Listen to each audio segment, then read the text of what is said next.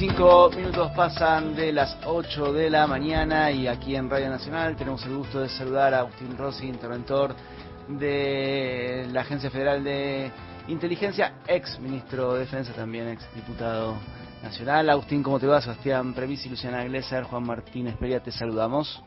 ¿Qué tal? ¿Cómo les va? ¿Qué dicen? Buen día para todas y todos. Gracias por atendernos. Bueno, primera pregunta.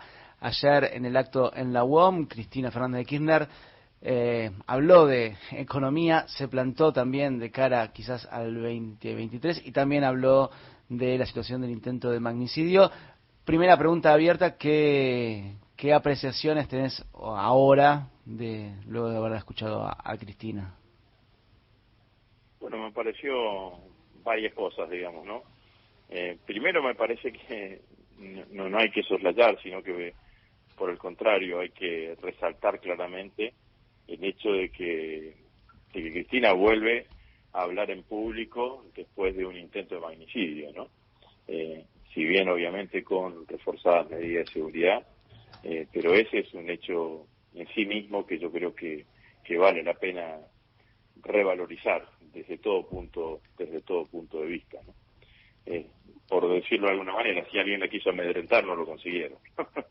en primera medida. Después, creo que el discurso fue un discurso que tocó diferentes aspectos. Yo me quedo fundamentalmente con el compromiso nuevamente reafirmado de Cristina de que va a hacer todo lo que esté a su alcance y que va a tomar todas las decisiones que tenga que tomar para generar condiciones para que en el 2023 no vuelva a la derecha. Yo creo que ese compromiso de Cristina es una palabra de aliento, una bocanada de oxígeno para todo el frente político, digamos, ¿no? Para todo nuestro frente político, para toda nuestra militancia, y creo que ese es un elemento más que contundente de su discurso. Agustín, acá cuando arrancábamos el programa rescatábamos esa frase, la comparábamos con una muy similar en 2019 donde ella planteaba lo mismo con una pequeña salvedad que quizás es una cuestión de interpretación y te lo traslado a vos. En 2019 decía Cristina que iba a hacer todo lo que estuviese a su alcance para que vuelva el peronismo, y hoy, digamos, no mencionó el peronismo y volvió para que volvamos a ser felices, una cuestión de esa forma lo expresó. No sé si ahí hay una clave de interpretación donde Cristina se planta como candidata, como lo que esté a su alcance, todo lo posible es ella siendo candidata. Bueno, yo no estoy en condiciones ni me animo a hacer ninguna interpretación en ese sentido. La verdad que sobre las interpretaciones más finas, sobre lo que dijo Cristina, o sobre lo que quiso decir, o las intenciones, bueno, o lo que cada uno interpreta, lo que cada uno lee, es lo de cada uno. A mí me alcanza y me sobra con esto que escuché, porque creo que en un movimiento político, en un espacio político como el nuestro, en donde a veces uno se encuentra con nuestros militantes que necesitan esa inyección de optimismo, esa fuerza, ese traslado de fuerza, que es de alguna manera lo que expresó Cristina en el día de ayer. Me parece que eso es lo importante. Después, ¿qué es lo que pasará? ¿Cómo se resolverá? Escapa a mi posibilidad cierta de hacer un análisis más allá de ponerme en el lugar de comentarista, que no lo soy, porque soy un dirigente político con responsabilidades.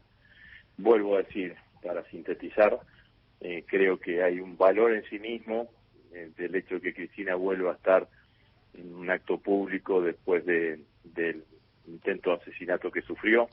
Punto número 1. Punto número 2, me quedo con ese compromiso enorme de voy a hacer todo lo que tenga que hacer para que los argentinos sean felices o volvamos a ser felices, o para que, interpretado, para que hacer el esfuerzo para que la derecha no vuelva a ganar en Argentina.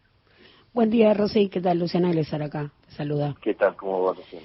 Otra de las cuestiones que tocó Cristina tiene que ver, por supuesto, con el ámbito judicial, con la causa que investiga el intento de magnicidio, y una de las interpretaciones es que directamente involucró a parte del espacio político opositor, o por lo menos poniéndolo como cómplice. ¿Cuál es tu lectura? Bueno, habló sobre el financiamiento, ¿no? Sobre empresarios que claramente están asociados al espacio político de Cambiemos y que están asociados al gobierno anterior de Mauricio Macri, que fueron los que generaron un financiamiento a la estructura de Revolución Federal disfrazado en aportes o en compras de muebles a la carpintería de Moreno. A mí me parece que el hecho del magnicidio es tan importante en sí mismo que lo que genera decepción es que aparecen líneas de investigación que no se profundizan adecuadamente.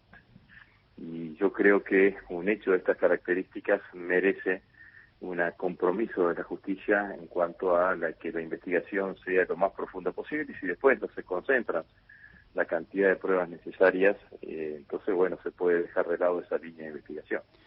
Pero si hay una línea de investigación abierta con el financiamiento, si hay otra línea de investigación abierta sobre los dichos del diputado Milman, si ya había una línea de investigación sobre la potencialidad de la vinculación entre los integrantes de Revolución Federal con la banda efectivamente de los Copitos, si los integrantes de Revolución Federal hablaron, o al menos uno de ellos, el líder, de amenazas de muerte de Máximo Kirchner, de Cristina Fernández de Kirchner y de Alberto Fernández, bueno, pareciese que ese cúmulo de cosas, ese cúmulo de información merecerían un compromiso investigativo mucho mayor que a veces uno termina visualizando. Y el tema de los discursos del odio, además,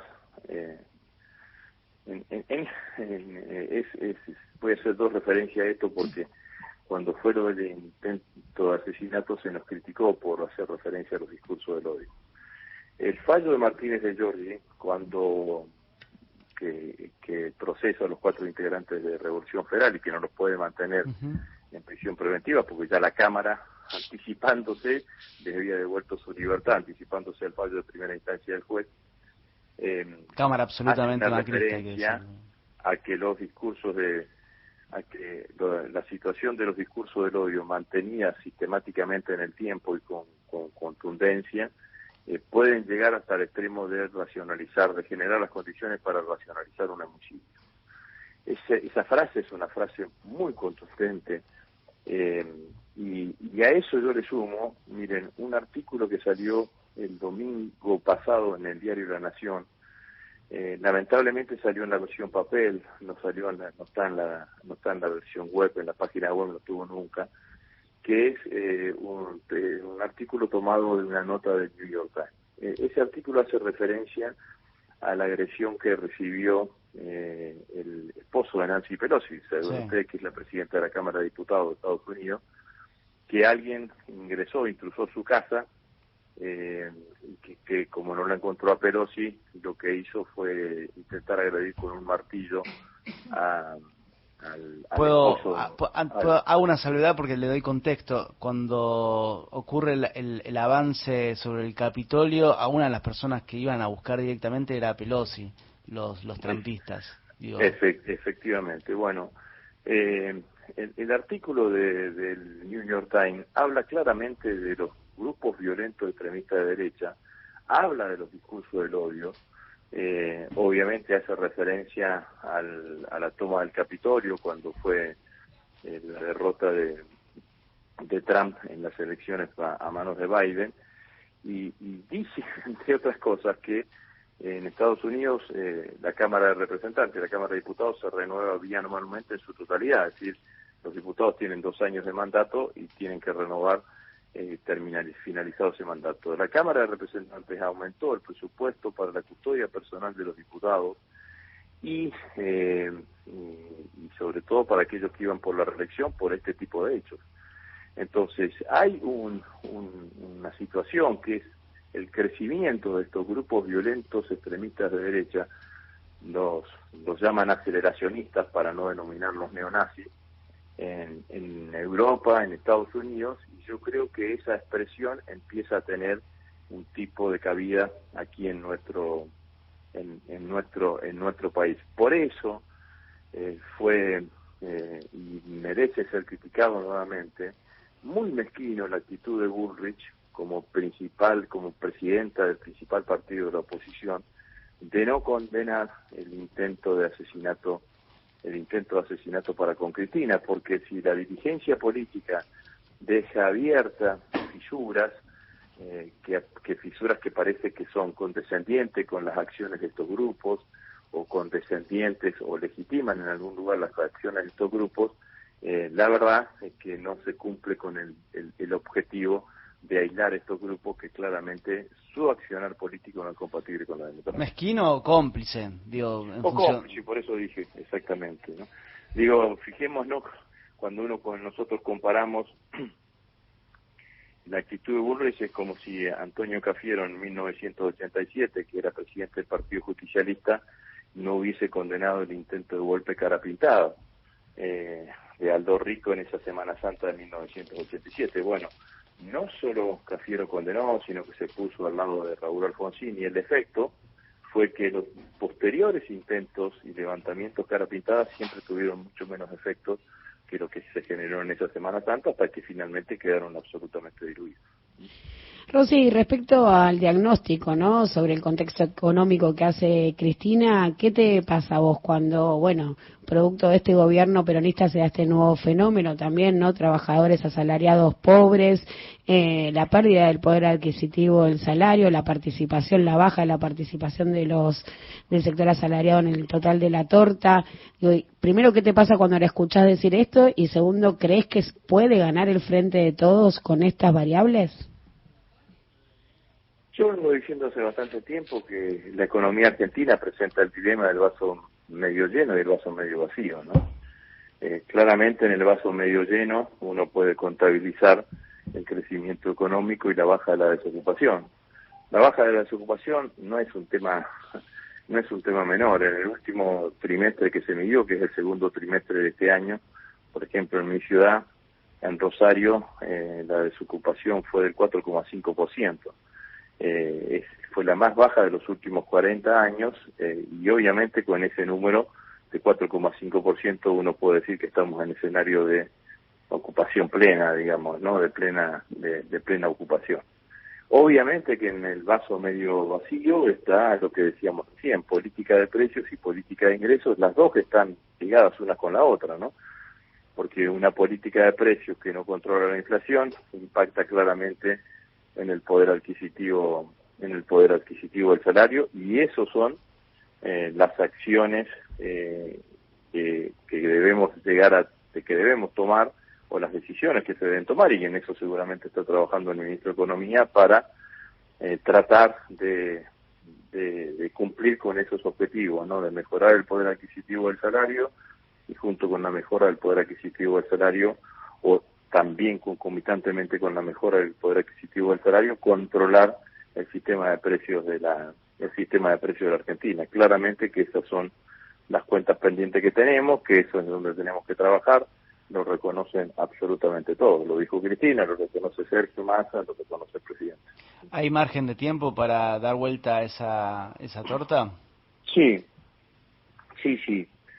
Vamos a tener aprobado un presupuesto con amplio consenso, con una amplia mayoría.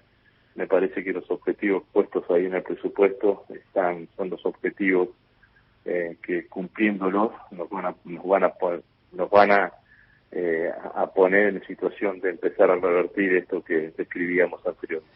Por último, arrancábamos preguntándote por Cristina, y en función de su frase, si iba a ser o no iba a ser candidata, preguntarte si crees que Alberto va a ser candidato el año que viene.